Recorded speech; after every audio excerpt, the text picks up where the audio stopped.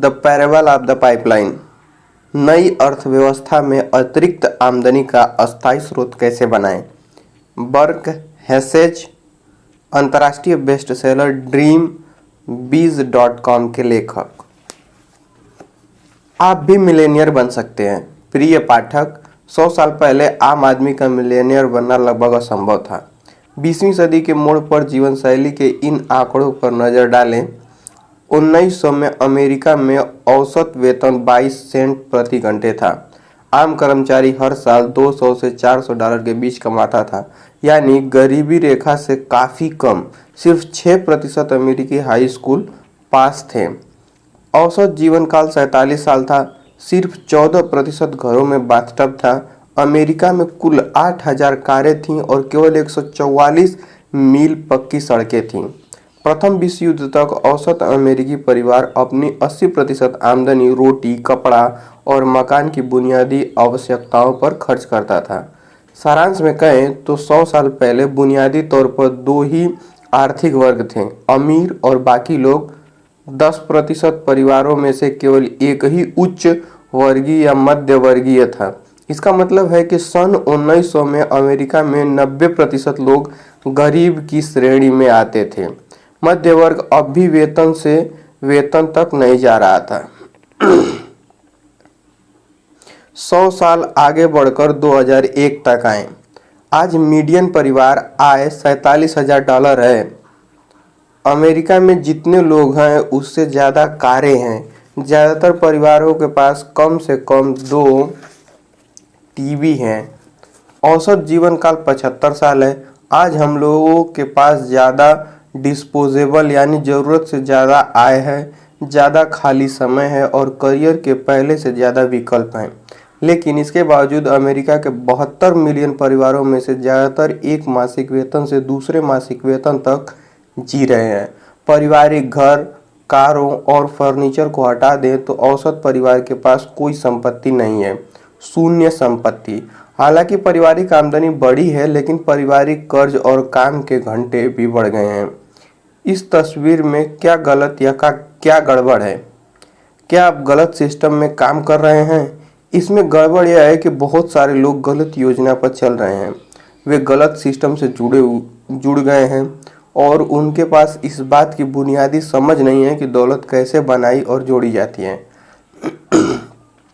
मैं एक साहसिक कथन कहने जा रहा हूं जिससे आपको सदमा लग सकता है, लेकिन यह पूरी तरह 16 आने सच है। सुनने के लिए तैयार हैं? लाग लपेट के बिना सीधे सीधे कहता हूं, हकीकत यह है कि आज मिलेनियर बनना संयोग का नहीं, चयन का मामला है। आपने सही सुना, आज मध्य वर्गीय आय कमाने वाला हर व्यक्ति मिलेनियर बन सकता है। असंभव? कतई नहीं। दरअसल यह काफ़ी आसान है।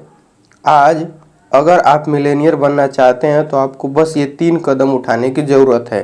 पहला, यह समझें कि दौलत कैसे बनाई और जोड़ी जाती है। दूसरा, दौलत बनाने के आजमाए हुए सिस्टम की नकल करें। तीसरा, यह काम निरंतर करते रहें। बस यही, सिर्फ ये 3 कदम उठाकर ही आम लोग $1 मिलियन की संपत्ति इकट्ठी कर सकते हैं और मिलेनियर बन सकते हैं। समझना, नकल करना और निरंतरता।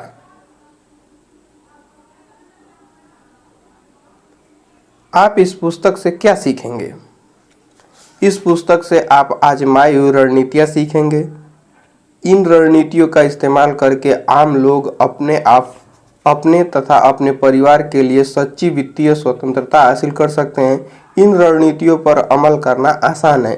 ये समय के इम्तिहान में भी खरी उतरी है और इनकी बदौलत पिछले 50 सालों में लाखों लोग मिलेनियर बने हैं। दोस्तों, मिलेनियर बनना अब खुशकिस्मती पर निर्भर नहीं करता। यह तो सिर्फ सीखने और दौलत बनाने की आजमाई हुई रणनीतियों के अनुसरण पर निर्भर करता है। बेस्ट सेलिंग पुस्तक द मिलेनियर नेक्स्ट डोर के अनुसार बहुसंख्यक मिलेनियर रॉकेफेलर या वैंडरबिल्ट्स के वंशज नहीं हैं। 80% से ज़्यादा मिलेनियर सामान्य लोग हैं जिन्होंने अपनी दौलत एक ही पीढ़ी में इकट्ठी की है। इस बारे में सोचें, 80% से ज़्यादा मिलेनियर सामान्य लोग हैं। यह आंकड़ा मेरी कही हुई बात को साबित करता है। आज मिलेनियर बनना संयोग का नहीं, चयन का मामला है। इस पुस्तक का लक्ष्य आपको वे रणनीतियाँ सिखाना है जिनका इस्तेमाल करके दौलतमंद लोगों ने दौलत बनाई और इकट्ठी की है। पहले इन रणनीतियों का इस्तेमाल केवल विशेषाधिकार वाले चंद लोग ही कर सकते थे। अगर आपको सन 1900 में ये रणनीतियाँ पता भी होती तो भी आप उनका इस्तेमाल नहीं कर सकते थे। उनका लाभ लेने के लिए आपके पास संभवतः नगद, पैसे या उचित संपर्क नहीं होते। आज वह बात नहीं है। आज स्थिति बदल चुकी है।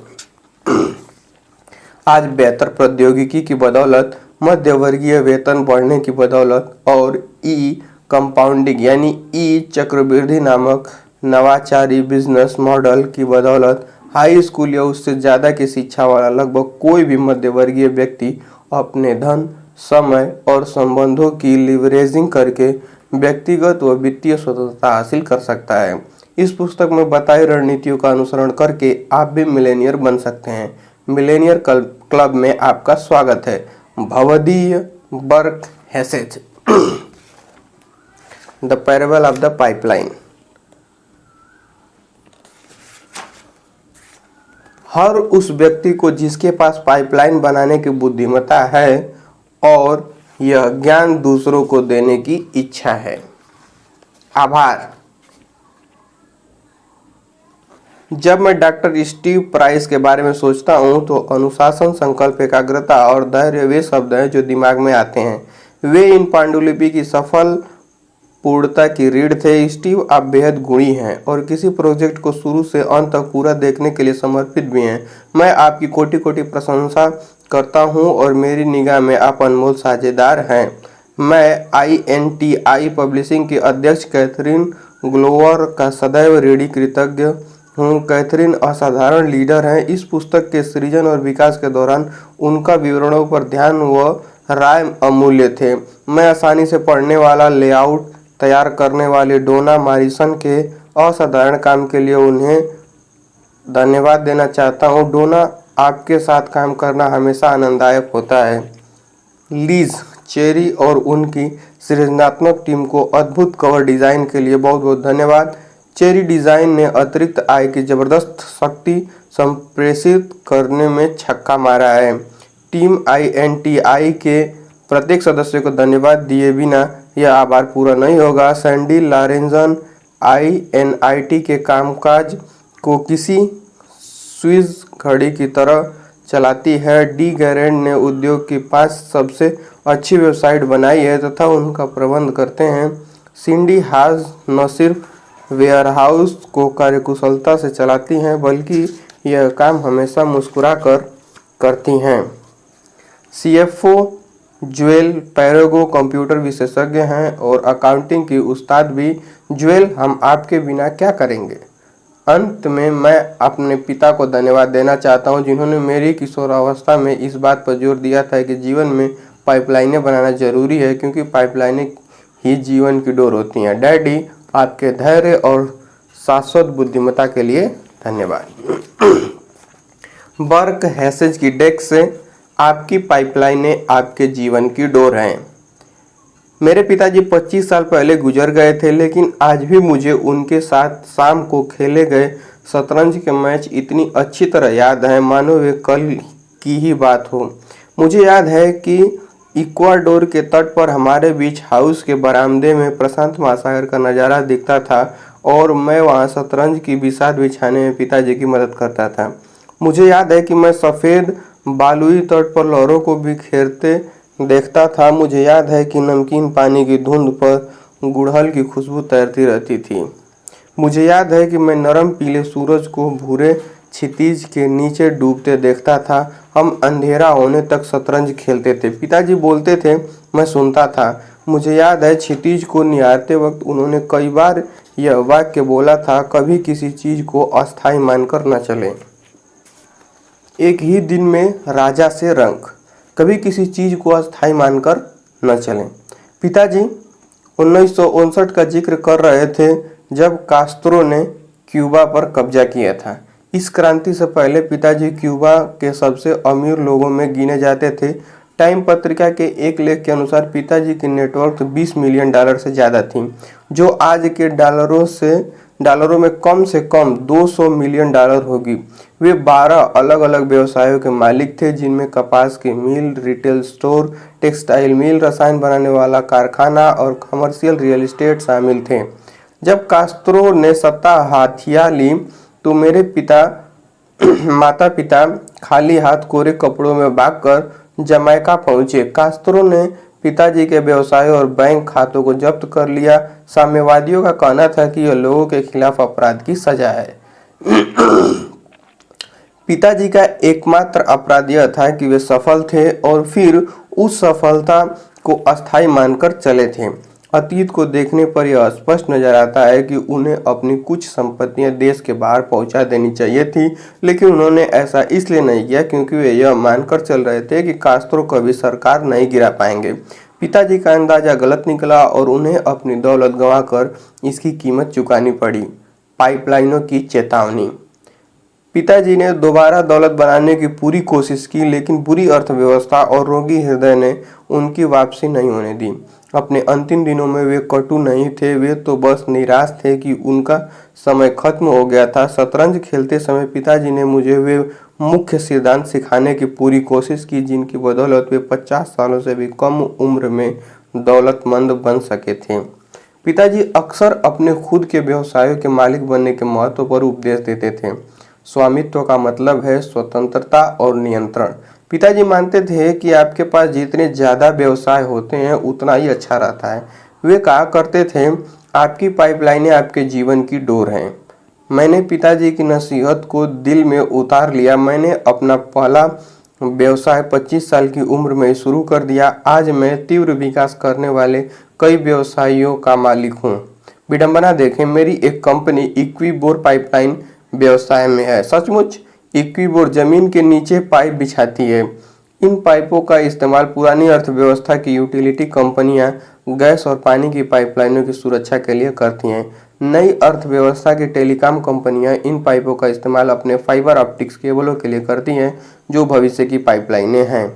मेरे अमीर डैडी। उनके अमीर डैडी। पिताजी विविधता में बहुत विश्वास करते थे, इसलिए उनके 12 अलग अलग तरह के व्यवसाय थे। अगर आपके पास सिर्फ एक ही पाइपलाइन है तो आपके पास जीवन की एक ही डोर है। वे शतरंज में मेरे मोहरे को पीटते हुए कहते थे, आपके पास जितनी ज्यादा पाइपलाइन है उतना ही बेहतर है। कुछ महीने पहले मैंने रॉबर्ट कियोसाकी का एक ऑडियो टेप देखा, what my rich dad taught me about investing. इसमें कियोसाकी ने 2 युवकों की छोटी सी कहानी बताई है। इन युवकों को 1 मील दूर की झील से उनके गांव तक पानी पहुंचाने की नौकरी मिली। पानी ले जाने के लिए एक युवक ने बाल्टियों का इस्तेमाल किया, दूसरे युवक ने पाइपलाइन बना ली। लंबे समय में पाइपलाइन बनाने वाला युवक बाल्टी ढोने वाले युवक से ज्यादा सफल हुआ।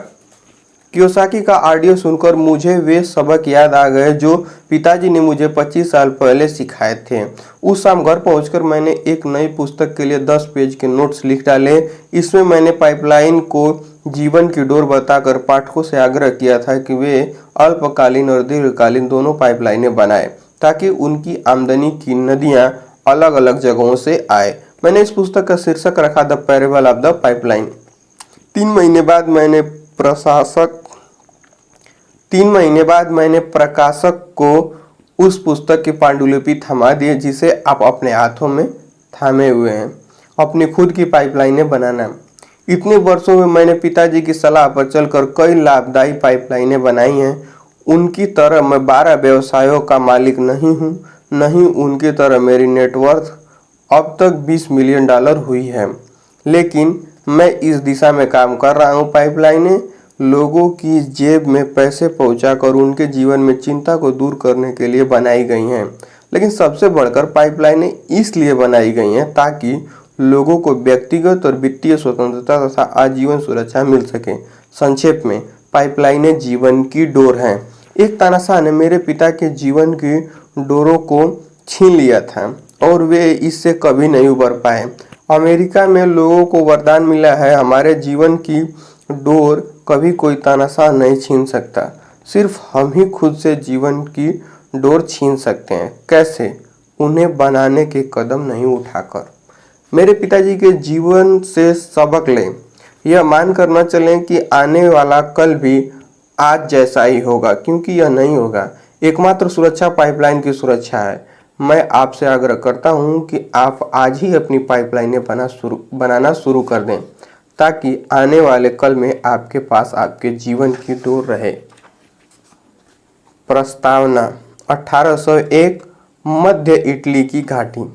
यह सन 1801 की बात है। इटली के एक छोटे से गांव में पाब्लो और ब्रूनो नाम के दो महत्वाकांक्षी युवक कजिन अगल बगल में रहते थे। दोनों पक्के दोस्त थे और बड़े सपने देखते थे। वे लगातार बातें करते थे कि किसी दिन किसी न किसी तरह वे गांव के सबसे अमीर आदमी बन जाएंगे। वे दोनों ही प्रतिभाशाली भी थे और मेहनती भी। उन्हें तो बस एक अवसर की जरूरत थी। एक दिन उन्हें वो अवसर मिल गया। गांव वालों ने दो आदमियों को नियुक्त करने का निर्णय लिया जो नजदीक की नदी से पानी लाकर शहर के चौक के हौज में डालें। यह नौकरी पाब्लो और ब्रूनो को मिल गई। दोनों ने एक एक बाल्टी पकड़ी और नदी की तरफ चल दिए। शाम तक उन्होंने शहर के हौज को लबालब भर दिया था। गांव के मुखिया ने उन्हें पानी की हर बाल्टी के लिए एक एक पेनी का भुगतान किया। हमारा सपना सच हो गया, ब्रूनो चिल्लाया। मुझे अपनी खुशकिस्मती पर यकीन नहीं हो रहा है। लेकिन पाब्लो को इतना यकीन नहीं था। भारी बाल्टियां ढोने की वजह से उनकी पीठ में दर्द हो रहा था और उसके हाथों में छाले पड़ गए थे। अगली सुबह फिर उन्हें ढोने की बात सोचकर ही उसे दहशत हो रही थी। उसने संकल्प लिया कि वह नदी से गांव तक पानी लाने का कोई ज्यादा अच्छा उपाय सोचेगा। पाब्लो बना पाइपलाइन पुरुष। जब वे दोनों अगली सुबह अपनी अपनी बाल्टियां उठाकर नदी की तरफ जाने लगे तो पाब्लो ने कहा, ब्रूनो, मेरे पास एक योजना है। चंद सिक्कों के बदले में दिन भर बाल्टियां ढोने के बजाय क्यों न हम नदी से गांव तक पाइपलाइन बना लें। ब्रूनो चलते चलते एक कदम रुक गया। पाइपलाइन? ऐसा किसने सुना है? ब्रूनो चिल्लाया। पाब्लो, हमारे पास एक बेहतरीन नौकरी है। मैं एक दिन में 100 बाल्टियां उठा सकता हूँ। एक बाल्टी के बदले एक पेनी मिलती है, यानी दिन भर में $1। यानी मैं धन्ना सेठ हूँ। सप्ताह भर में मैं जूतों की नई जोड़ी खरीद सकता हूँ। महीने भर में गाय खरीद सकता हूँ। 6 महीनों में मैं एक नई झोपड़ी बना सकता हूँ। हमारे पास इस शहर की सबसे अच्छी नौकरी है। देखो, हमें वीकेंड में छुट्टी मिलती है और हर साल 2 सप्ताह की सवैतनिक वैकेशन भी मिलती है। हम जिंदगी भर के लिए सही जगह पर पहुंच चुके हैं। अपनी पाइपलाइन के इरादे को दिमाग से निकाल दो। लेकिन पाब्लो इतनी आसानी से हतोत्साहित होने वाला नहीं था। उसने अपने पक्के दोस्त को पाइपलाइन की योजना धैर्य से समझाई। पाब्लो दिन के आधे हिस्से में बाल्टी ढोने का काम करेगा और दिन के बाकी आधे हिस्से तथा वीकेंड में अपनी पाइपलाइन बनाएगा। पाब्लो जानता था कि पथरीली जमीन में नाली खोदने में बहुत मेहनत लगेगी। चूंकि उसे ढोई गई बाल्टियों की संख्या के हिसाब से वेतन मिल रहा था, इसलिए वह जानता था कि उसकी आमदनी पहले पहल कम हो जाएगी। वह यह भी जानता था कि उसकी पाइपलाइन से अच्छा मुनाफा होने में 1 या 2 साल लग जाएंगे। ब्रूनो नहीं माना, लेकिन पाब्लो को अपने सपने पर विश्वास था, इसलिए वह अपनी योजना पर अमल करने में जुट गए। पाइपलाइन की प्रगति। ब्रूनो और बाकी गांव वाले पाब्लो की हंसी उड़ाने लगे। वे उसे मजाक में पाब्लो पाइपलाइन पुरुष कहते थे। ब्रूनो पाब्लो से दोगुना काम कर रहा था, इसलिए वह लगभग दोगुने पैसे भी कमा रहा था। वह अपनी नई खरीदी चीजों की शान झाड़ता रहा। उसने चमड़े की नई काठी वाला एक गधा खरीद लिया जो उसकी नई 2 मंजिला झोपड़ी के बाहर खड़ा रहता था। उसने नए कपड़े खरीदे। वह सराय में लजीज भोजन करने लगा। गांव वाले उसे मिस्टर ब्रूनो कहते थे और जब वह शराब खाने मौजूद सभी लोगों को अपनी तरफ से एक गिलास शराब पिलाता था तो वे सभी उसकी तारीफों के पुल बांधते थे और उसके मजाक पर जमकर हंसते थे। छोटे काम यानी बड़े परिणाम। जब ब्रूनो शाम को और वीकेंड में अपने जालीदार झूले में लेटा रहता था तब पाब्लो अपनी पाइपलाइन खोदता रहता था। पहले कुछ महीनों में तो पाब्लो की मेहनत का कोई फल नहीं दिख रहा था। काम मुश्किल था, ब्रूनो के काम से भी ज्यादा मुश्किल, क्योंकि पाब्लो शाम को और वीकेंड में भी काम कर रहा था। लेकिन पाब्लो खुद को बार बार याद दिलाता रहा है कि कल के सपने आज के त्याग से ही साकार होते हैं। हर दिन वह खुदाई करता रहा, एक बार में 1 इंच, एक एक इंच करके। यह बहुत आसान है। पथरीली जमीन पर कुदाली चलाते समय वह खुद को बोलता रहा, इंच 1 फुट में बदल गए, फिर 10 फुट, फिर 20 फुट, फिर 100। अल्पकालीन कष्ट का मतलब है दीर्घकालीन लाभ। वह खुद को याद दिलाता था। जब वह दिन भर के काम के बाद थका मांदा अपनी सामान्य झोपड़ी में घुसता था, वह अपनी सफलता को मापने के लिए हर दिन के लक्ष्य तय करता था और देखता था कि वे पूरे हुए हैं या नहीं। वह यह बात जानता था कि आगे चलकर उसे अपने प्रयासों की तुलना में बहुत बहुत ज्यादा पुरस्कार मिलेंगे।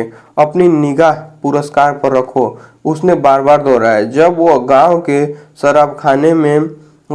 शराबखाने से आती हंसी की आवाजें सुनते हुए सो गया।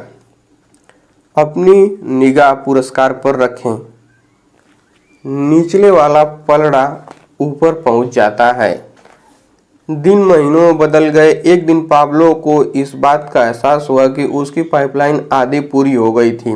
इसका मतलब यह था कि उसे अपनी बाल्टियां भरने के लिए अब सिर्फ आधी दूर तक ही पैदल चलना होगा। बचने वाले समय को भी पाब्लो ने अपनी पाइपलाइन पर काम करने में लगा दिए। पाइपलाइन पूरी होने की तारीख तेजी से और ज्यादा तेजी से करीब आ रही थी।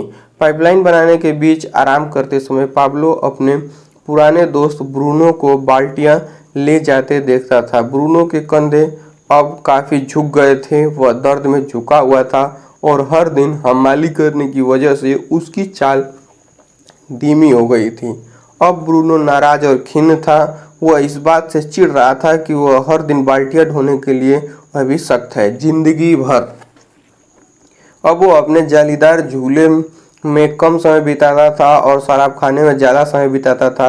शराब खाने के लोग ब्रूनो को आते देखकर फुसफुसाते थे, लो ब्रूनो बाल्टी वाला आ गया। फिर जब शहर का अव्वल शराबी ब्रूनो की झुकी हुई मुद्रा और पैर घसीटकर चलने वाली चाल की नकल करता था तो सभी लोग खीखी करने लगते थे। अब ब्रूनो सबको अपनी तरफ से एक गिलास शराब नहीं पिलाता था, नहीं वह चुटकुले सुनाता था। अब तो वह खाली बोतलों से भरे अंधेरे कोने में अकेले बैठना पसंद करता था। आखिरकार पाब्लो का बड़ा दिन आ गया। पाइपलाइन पूरी हो गई। गांव वालों ने आसपास भीड़ लगा ली। जब पानी पाइपलाइन से बहता हुआ गांव के हौज में आ गया, अब गांव के पास ताजे पानी की अस्थायी आपूर्ति हो चुकी थी, इसलिए आसपास के इलाके के लोग उस गांव में आकर बसने लगे और इसका विकास हुआ तथा यह समृद्ध हुआ। एक बार जब पाइपलाइन पूरी हो गई तो पाब्लो को बाल्टियां ढोकर पानी लाने की कोई जरूरत नहीं रह गई। पानी बहता रहता था, चाहे वह काम करे या न करे। यह तब भी बहता रहता था जब वो खाना खाता था, यह तब भी बहता रहता था जब वो सोता था, यह वीकेंड पर भी बहता रहता था जब वो खेलता था।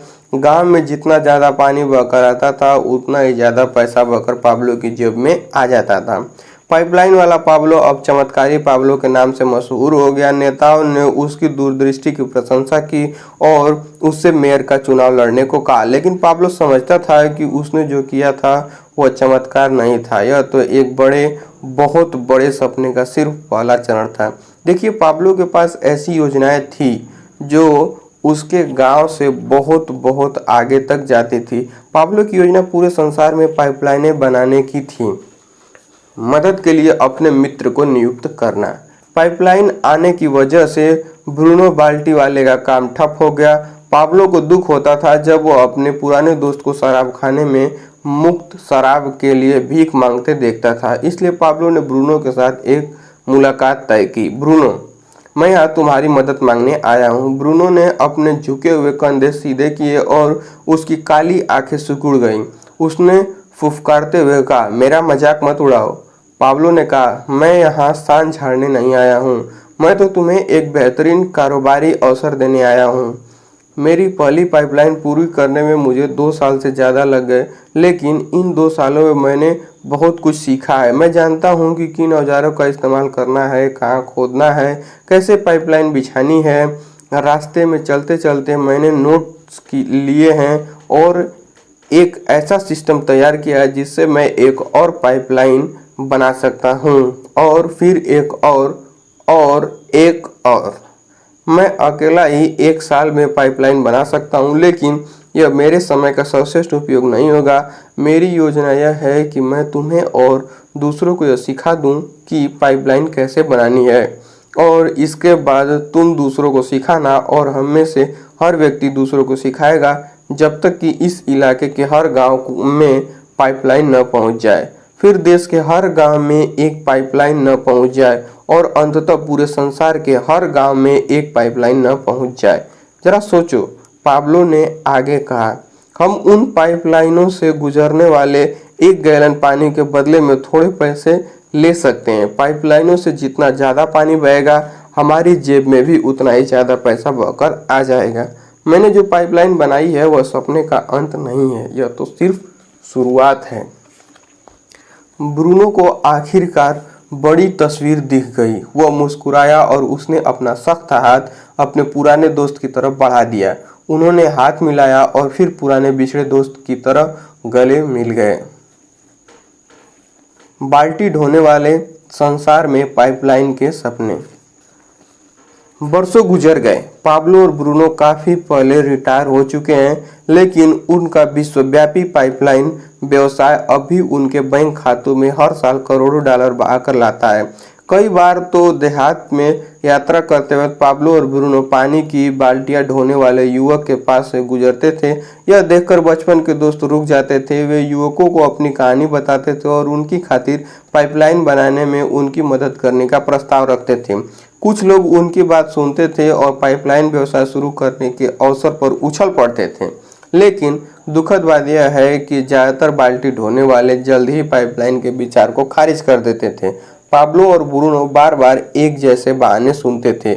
मेरे पास समय नहीं है, मेरे दोस्त ने मुझे बताया था कि वह एक दोस्त के दोस्त को जानता है जिसने पाइपलाइन बनाने की कोशिश की थी और नाकाम रहा था।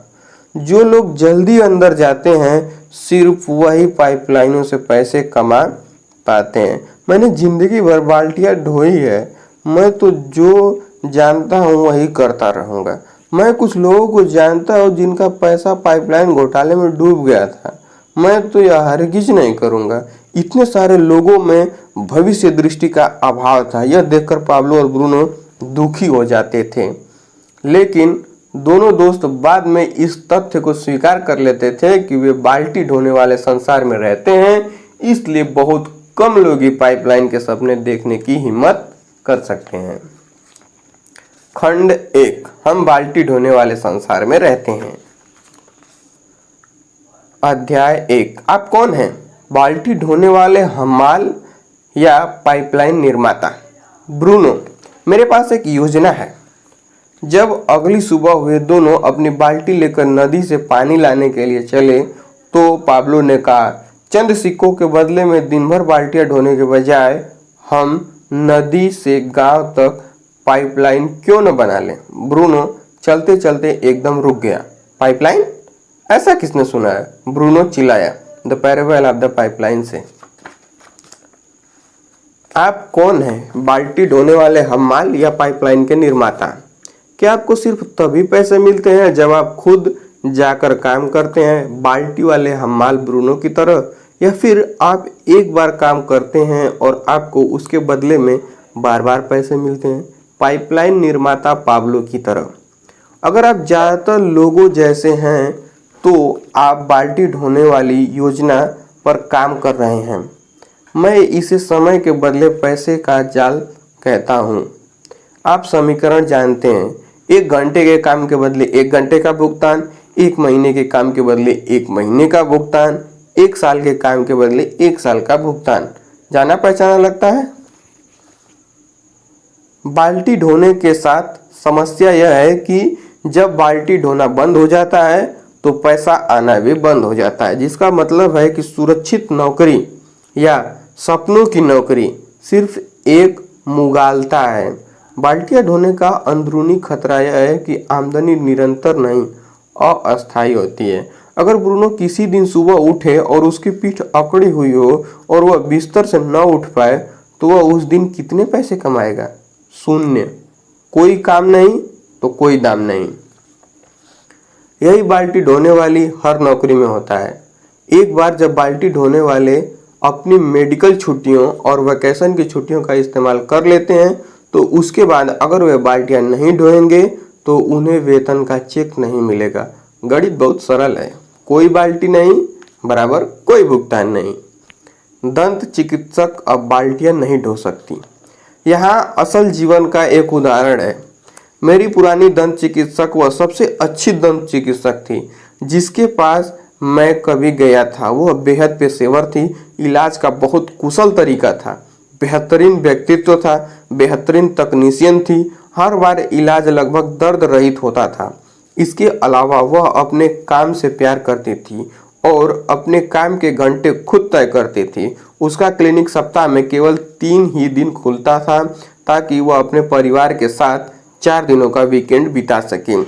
वह जिस काम से प्यार करती थी उसे सप्ताह में 3 दिन करके वह साल भर में $1,00,000 से ज़्यादा कमा लेती थी। यह बाल्टी ढोने वाले हमालों की सपनों की नौकरी थी, बशर्ते ऐसी कोई चीज़ कभी हो सकती हो। एक समस्या, 40 की उम्र से पहले उसे हाथों में गठिया रोग हो गया जिस वजह से वह दंत चिकित्सा नहीं कर सकती थी। आज वह एक स्थानीय यूनिवर्सिटी में पढ़ाती है और वह दंत चिकित्सक के रूप में जितना कमाती थी उसका सिर्फ 1/3 कमा रही है। इसमें उसका कोई दोष नहीं था, लेकिन उसके सपनों की नौकरी अब गायब हो गई थी। अब क्या आप समझ सकते हैं कि मैं यह बात क्यों कहता हूँ कि बाल्टी ढोने वाली सुरक्षित नौकरी जैसी कोई चीज़ नहीं होती? क्या आप देख सकते हैं कि बाल्टी ढोने वाले लोग कितने असुरक्षित हैं? समय के बदले पैसे के जाल में समस्या यह है कि अगर आप समय नहीं बेच सकते तो आपको पैसा भी नहीं मिलता है। पाइपलाइन निर्माता पाब्लो ने बाल्टी की सीमाओं को जल्दी ही पहचान लिया था और वह एक ऐसा सिस्टम बनाने निकला जिसकी मदद से उसे पैसे मिलते रहे, चाहे वह आगे चलकर काम में समय लगाए या न लगाए। पाब्लो समझता था कि बाल्टी ढोने के काम में कोई सुरक्षा नहीं है। वह यह बात समझता था कि पाइपलाइन आपके जीवन की डोर है। अगर आप समय नहीं दे पाए तो आपके साथ क्या होगा? आपके बारे में आप क्या करेंगे? अगर आपकी आमदनी कल रुक जाए, क्या होगा? अगर आपकी छटनी हो जाए, क्या होगा? अगर आप बीमार पड़ जाएं या अपाहिज हो जाएं और बाल्टियां न ढो पाएं, क्या होगा? अगर कोई आपातकालीन बीमारी आपकी बचत खा जाए, क्या होगा? अगर भविष्य के लिए रखी आपकी जमा पूंजी रातों रात गायब हो जाए, अगर आपकी आमदनी कल रुक जाती है तो आप कितने लंबे समय तक अपने हाउस लोन की किस्त चुका सकते हैं, अपनी कार की किस्त चुका सकते हैं या अपने बच्चे की पढ़ाई का खर्च उठा सकते हैं? 6 महीने, 3 महीने, 3 सप्ताह? यदि विपत्ति हमला करती है तो क्या आपके पास जीवन की वह डोर है जो आपकी और आपके परिवार की रक्षा करेगी, या फिर आप इस मुगालते में जी रहे हैं कि बाल्टी ढोने वाला काम बगैर रुके तब तक चलता रहेगा जब तक आपको आमदनी की ज़रूरत होगी? चाहे आप झाड़ू वाला काम करते हो, कागज कलम वाला काम करते हो या पेशेवर काम करते हो, आप समय की 1 इकाई खर्च करके पैसे की 1 इकाई प्राप्त कर रहे हैं। इसमें सुरक्षा कहाँ है? पाइपलाइन तब भी पैसे देती है जब आप खेलते हैं। जैसा पाब्लो ने कहा था, कोई बेहतर तरीका होना चाहिए। सौभाग्य से बेहतर तरीका है। इसे पाइपलाइन आमदनी, निरंतर अतिरिक्त आय कहा जाता है जो हमेशा मिलती रहती है, चाहे आप समय दें या न दें। सच्ची सुरक्षा पाने का एकमात्र तरीका ये वही है जो पाब्लो ने किया था। जब आप बाल्टियां ढो रहे हो तभी एक पाइपलाइन बना लें। पाइपलाइनें जीवन की डोर हैं क्योंकि वे लोगों को पैसे की खातिर समय बेचने के जाल से आज़ाद करती हैं। पाइपलाइन बनाते समय आप एक बार काम करते हैं, लेकिन उस काम के बदले में आपको बार बार पैसे मिलते रहते हैं। पाइपलाइनों हर समय खुली रहती हैं, यानी 24/7 365 दिन इसका मतलब है कि पाइपलाइनें आपको आपकी जेब में तब भी पैसे डालती हैं जब आप सोए हों, या जब आप खेल रहे हों, या जब आप रिटायर हो चुके हों, या जब आप बीमार हो, अपाहिज हो और काम न कर सकते हो, या आपातकालीन स्थितियों में यह अतिरिक्त आमदनी की शक्ति है। इसलिए मैं कहता हूँ कि आपकी पाइपलाइनें आपके जीवन की डोर हैं। अध्याय 2, हम बाल्टी ढोने वाले संसार में रहते हैं। पाब्लो, हमारे पास एक बेहतरीन नौकरी है। मैं एक दिन में 100 बाल्टियां उठा सकता हूँ। एक बाल्टी के बदले 1 पेनी मिलती है, यानी दिन भर में $1। यानी मैं धन्ना सेठ हूँ। सप्ताह भर में मैं जूतों की नई जोड़ी खरीद सकता हूँ, महीने भर में गाय खरीद सकता हूँ, 6 महीनों में मैं एक नई झोपड़ी बना सकता हूँ। हमारे पास इस शहर की सबसे अच्छी नौकरी है। देखो, हमें वीकेंड में छुट्टी मिलती है और हर साल 2 सप्ताह की सवैतनिक वैकेशन भी मिलती है। हम जिंदगी भर के लिए सही जगह पर पहुंच चुके हैं। अपनी पाइपलाइन के इरादे को दिमाग से निकाल दो। The parable of the pipeline से। एक डॉक्टर अपनी 4 साल की बेटी को डे केयर सेंटर छोड़ने जा रहा था। उसका स्टेथोस्कोप कार की सीट पर पड़ा था। बेटी उसे उठाकर खेलने लगी। डॉक्टर ने मन में सोचा, मेरी बेटी मेरे नक्शे कदम पर चलना चाहती है। यह मेरे जीवन का सबसे गर्वीला पल है। बच्ची ने स्टेथोस्कोप अपनी गर्दन में लपेटा और सेंसर को अपने सामने माइक की तरह पकड़ लिया। मैकडॉनल्ड में आपका स्वागत है। क्या मैं आपका ऑर्डर ले सकती हूँ? यह रोचक कहानी यह बताती है कि हम बाल्टी ढोने वाले कामों की तरफ क्यों झुकते हैं। इसे कहा जाता है, बंदर जो देखते हैं वही करते हैं। छोटी लड़की इतनी ज़्यादा बार मैकडॉनल्ड गई थी कि उसने स्टेथोस्कोप को गलती से हेडसेट समझ लिया था और वहाँ के कर्मचारी जिस तरह ग्राहकों से बात करते थे उसकी नकल करने लगी थी। छोटी लड़की की तरह ही ज़्यादातर लोग बाल्टी ढोने को गलती से पाइपलाइन बनाना समझ लेते हैं। हम यह देखते हैं कि 99% लोग बाल्टियाँ ढोते हैं, इसलिए हम स्वाभाविक रूप से यह मान लेते हैं कि हम जीवन में जो चाहते हैं उसे पाने का एकमात्र तरीका बाल्टी ढोना है। इसलिए ब्रूनो को पाइपलाइनों की शक्ति समझने में इतनी मुश्किल आई थी। पाब्लो पहला पाइपलाइन निर्माता था जिसे ब्रूनो जानता था। ब्रूनो ने पाइपलाइनों को इसलिए अस्वीकार कर दिया था क्योंकि वे अलग थी। ब्रूनो के लिए पाइपलाइनें प्रमाणित नहीं थी। ब्रूनो के लिए पाइपलाइनें क्रांतिकारी रूप से नई और जोखिम भरी थी। बहुसंख्यक लोग ब्रूनो की तरह सोचते हैं। बड़े होते समय हम बाल्टी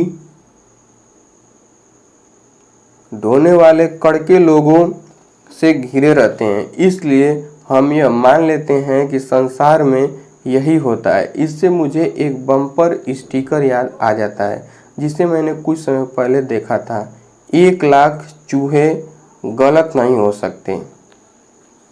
लोग बाल्टी ढोने वालों के बारे में भी यही सोचते हैं। 100 मिलियन बाल्टी ढोने वाले लोग गलत नहीं हो सकते। देखिए, वे हो सकते हैं।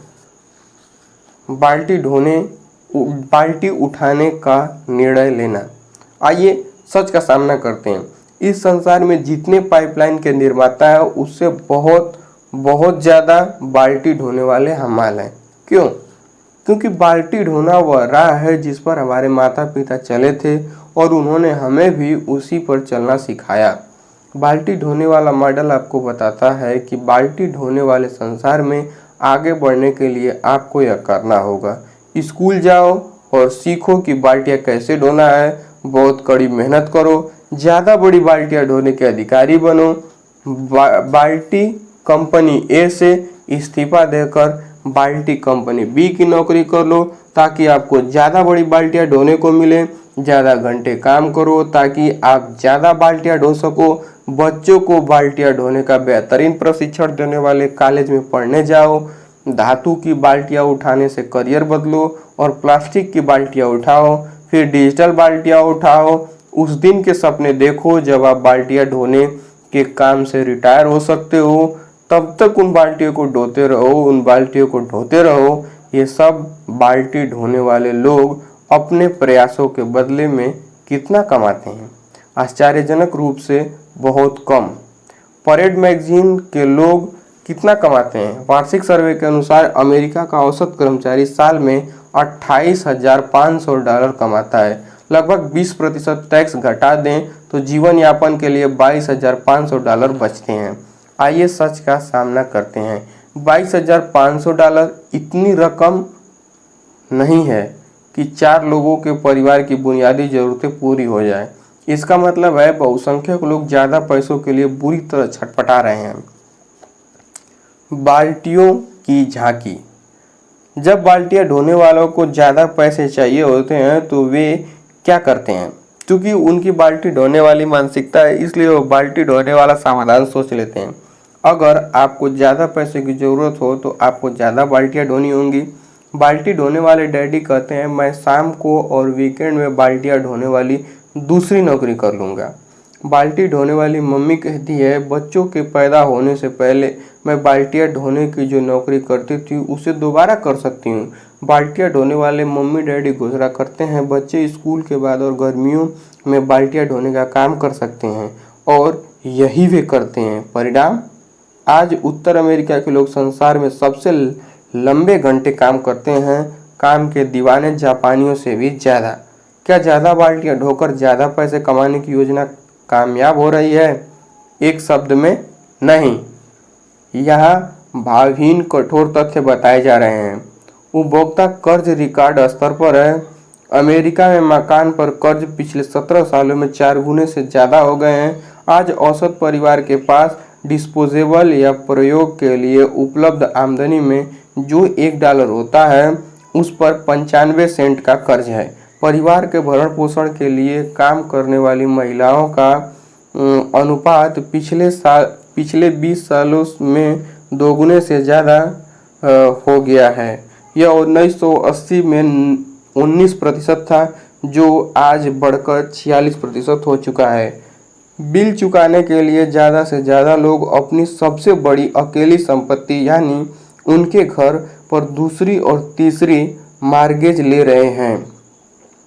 व्यक्तिगत तौर पर दिवालिया होने वालों की संख्या हर साल बढ़ती जा रही है। सन 2000 में यह आंकड़ा बढ़कर 14 लाख तक पहुंच गया है। हालांकि अर्थव्यवस्था में उछाल है। हेलो, इस चित्र में क्या गलत है? ज़्यादा बड़ी बाल्टियां ढोने की भ्रांति। बाल्टियां ढोने वाले तर्क देते हैं कि ज़्यादा बड़ी बाल्टियों का मतलब है ज़्यादा वेतन। इसलिए बाल्टियां ढोने वाले खुद से कहते हैं कि अगर उन्हें ज़्यादा बड़ी बाल्टियां ढोने की नौकरी मिल जाए तो सब कुछ ठीक हो जाएगा। बाल्टियां उठाने वाले हमेशा सोचते रहते हैं कि बाल्टियां ढोने वाले दूसरे लोग कितना ज़्यादा कमाते हैं। US bureau of labour statistics सैकड़ों अलग अलग पेशों के प्रति घंटे आमदनी के आंकड़े बताता है। दूसरी नौकरियों की तुलना में आपका प्रति घंटे का वेतन कैसा है? प्रति घंटा वेतन US bureau of labour statistics से।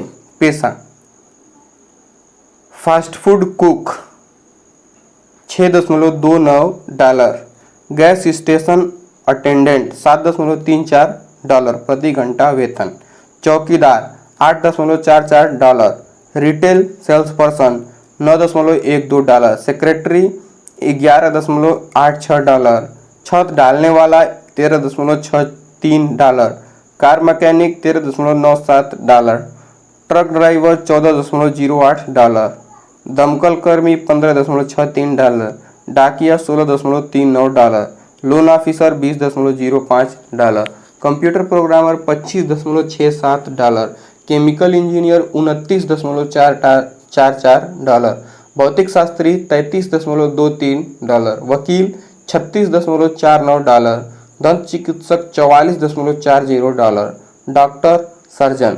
$49.05। यह मानते हुए कि ज़्यादातर लोगों को हर सप्ताह 40 घंटे काम करने के लिए वेतन मिलता है।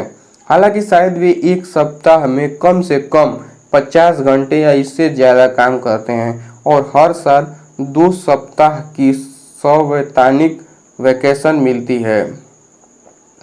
यहाँ उपर्युक्त पेशों में से 5 की सालाना आमदनी बताई जा रही है।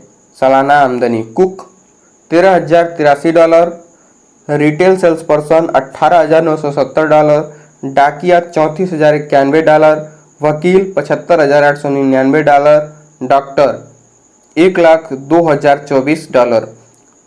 अब अगर आप कुक होते या रिटेल सेल्स पर्सन होते या डाकिया होते तो आप किसी वकील या डॉक्टर की सालाना आमदनी को देखकर यह सोच सकते थे, वाह, अगर मैं हर साल इतने पैसे कमाता तो मैं वित्तीय दृष्टि से स्वतंत्र हो जाता। तब मुझे बिल चुकाने की चिंता में रात भर जागने की कोई जरूरत नहीं होती। सच है, डॉक्टर की बाल्टी कुक की बाल्टी से बहुत बड़ी है, लगभग 10 गुना बड़ी। लेकिन इसका यह मतलब नहीं है कि डॉक्टर वित्तीय दृष्टि से स्वतंत्र है। वह भी बाल्टी ढोने वाली नौकरी पर उतना ही निर्भर है जितना कि कुक या डाकिया। क्यों? सरल है। पेशेवर लोग औसत कर्मचारी से ज़्यादा कमाते हैं, लेकिन वे ज़्यादा खर्च भी करते हैं। सच तो यह है कि हर साल 6 अंकों की आमदनी कमाने वाले डॉक्टर या वकील अपनी ज़्यादातर आमदनी अपनी ठाठदार जीवन शैली पर खर्च कर देते हैं। एक औसत कर्मचारी के खर्च की तुलना किसी पेशेवर के खर्च से करके देखते हैं। औसत कर्मचारी $5,000 की सेकेंड हैंड कार चलाता है। डॉक्टर या वकील $45,000 की लेक्सस चलाता है। औसत कर्मचारी अपने बच्चे को मुफ्त के सरकारी स्कूलों में भेजता है। डॉक्टर या वकील निजी स्कूल पर पैसे खर्च करते हैं। औसत कर्मचारी $75,000 के घर का स्वामी होता है। डॉक्टर या वकील $3,50,000 के घर का स्वामी होता है। औसत कर्मचारी सप्ताह में एक बार पिज्जा हट में खाता है। डॉक्टर या वकील सप्ताह में 2 बार बड़े रेस्तरां में खाते हैं। औसत कर्मचारी वैकेशन का खर्च नहीं उठा सकता। डॉक्टर या वकील हर साल परिवार को पर्यटन स्थल की सैर कराने ले जाता है। औसत कर्मचारी किसी सार्वजनिक कोर्स में गोल्फ खेलता है। डॉक्टर या वकील 1 या 2 महंगे कंट्री क्लब का सदस्य होता है। आप स्थिति समझ गए होंगे। लोग डॉक्टरों, वकीलों और अकाउंटेंटों से इसलिए ईर्ष्या करते हैं क्योंकि वे बड़ी बाल्टियां ढो रहे हैं। सच है, डॉक्टर की बाल्टी कुक की बाल्टी से 10 गुना ज़्यादा बड़ी हो सकती है, लेकिन डॉक्टर 10 गुना ज़्यादा खर्च भी करता है। इसलिए अंत में उन दोनों का हाल एक जैसा होता है, एक वेतन से दूसरे वेतन तक जीना। बाल्टियां अंततः सूख जाती हैं। Best seller the Millionaire next door के लेखक थॉमस जे स्टैनली और विलियम डी डैंको ने बताया है कि बड़ी बाल्टियां ढोने का मतलब दौलत बनाना नहीं है। लेखक संपन्न इलाकों में रहने वाले लोगों का सर्वे करने के बाद इस निष्कर्ष पर पहुंचे, क्योंकि उनकी मान्यता थी कि जो लोग महंगी कार चलाते हैं और महंगे घरों में रहते हैं वे दौलतमंद थे। उफ, गलत अनुमान। स्टैनली और डैंको दौलत बनाने के बारे में इस आश्चर्यजनक निष्कर्ष पर पहुंचे। अमेरिका में दौलत के बारे में ज़्यादातर लोगों की